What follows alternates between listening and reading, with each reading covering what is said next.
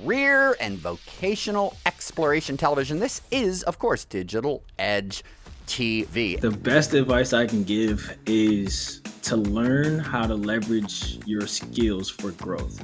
College is not for everybody. It's good for a lot of people. That was on my case. I taught for over 20 years. Just to enter into the field of teaching, you have to have, number one, a 4-year degree.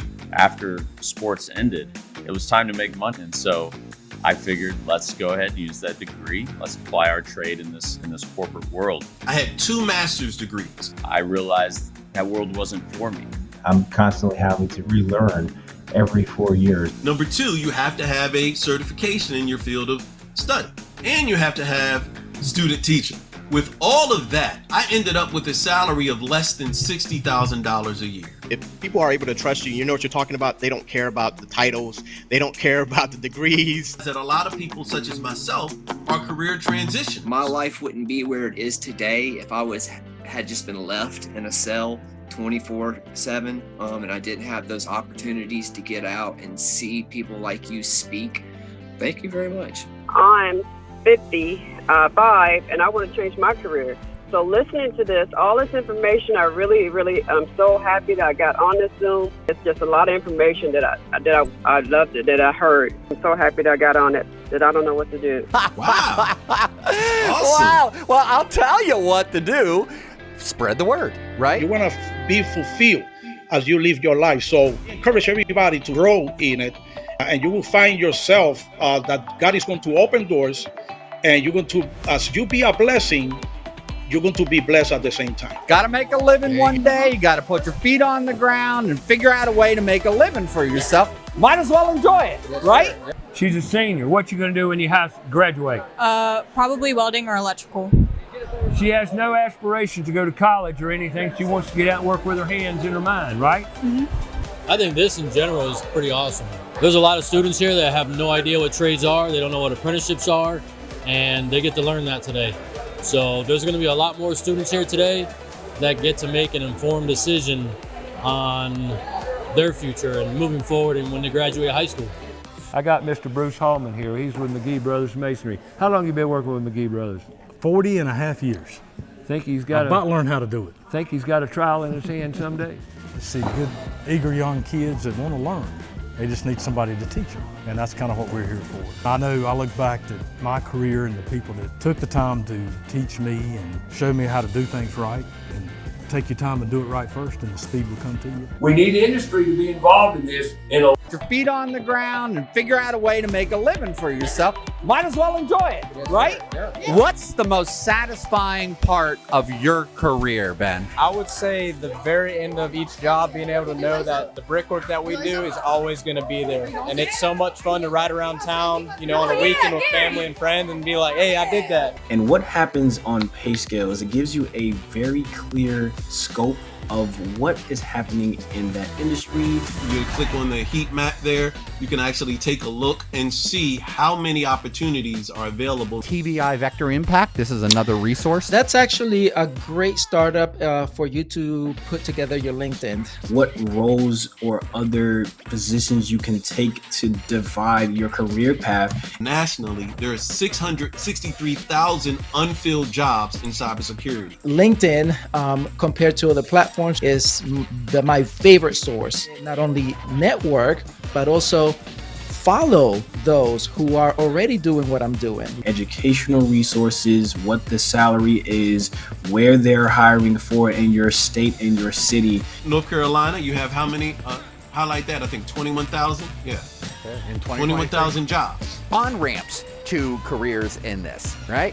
Where do you go? If you have a certification, there's a lot of positions that are out there. The Security Plus is what we call an IAT Level 2 certification, which is recognized by the government. Talk about possibilities of income earning. Which would you recommend? In private sector, I've seen a mix. He just got his Security Plus, and he had no technology background whatsoever. He had a degree in maybe sociology. In the government sector, they usually have their own internal teams. In a few months, he was making $75,000. Like 2 years later, he's already at $130,000 a year. What does the age sort of range look like for new hires? I've worked with an individual that did an internship with us. So he was really 16, 17 years old. I think at the position he was making $50,000. There is such a demand. When I went into cybersecurity, I doubled my income and I work from home. Talk about the opportunities. Like, wow.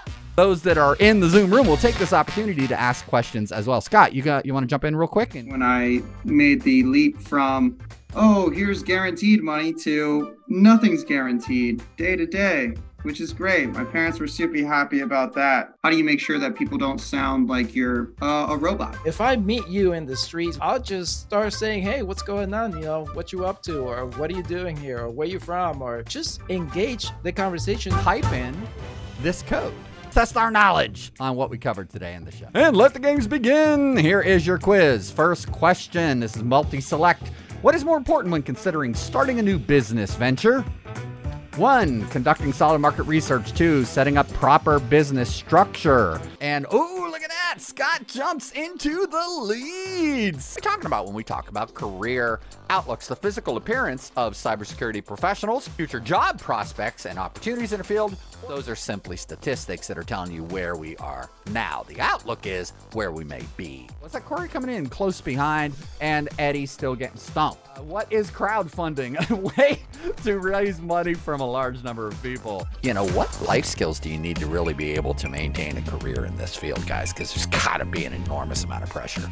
They're looking for somebody to be able to contribute to the team and sometimes maybe even help to provide leadership to the team. They're looking for people who are able to basically solve problems. And that skill is transferable. You have to want to learn, right? You have to want to have the ability to learn the new technology as it relates to your career. Critical thinking. You have to have a passion. I've seen where that they become specialized in their career. They just have a passion for it and they become great in that role.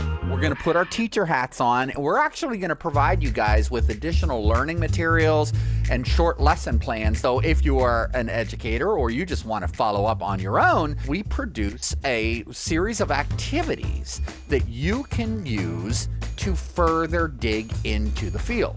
So the steps would be watch the first episode, take the quiz. Here's the printable version. So this is the guest resources from our last show. Conduct further activities, lesson 1, 2, and 3, based on the topic. In this case, it was entrepreneurship. And all that content is provided to you, compliments of my company. My name's Sam Matera. I want to thank you so much for tuning in from my beautiful home studio in the lovely city of Charlotte, North Carolina. And yes, we are a vocational program.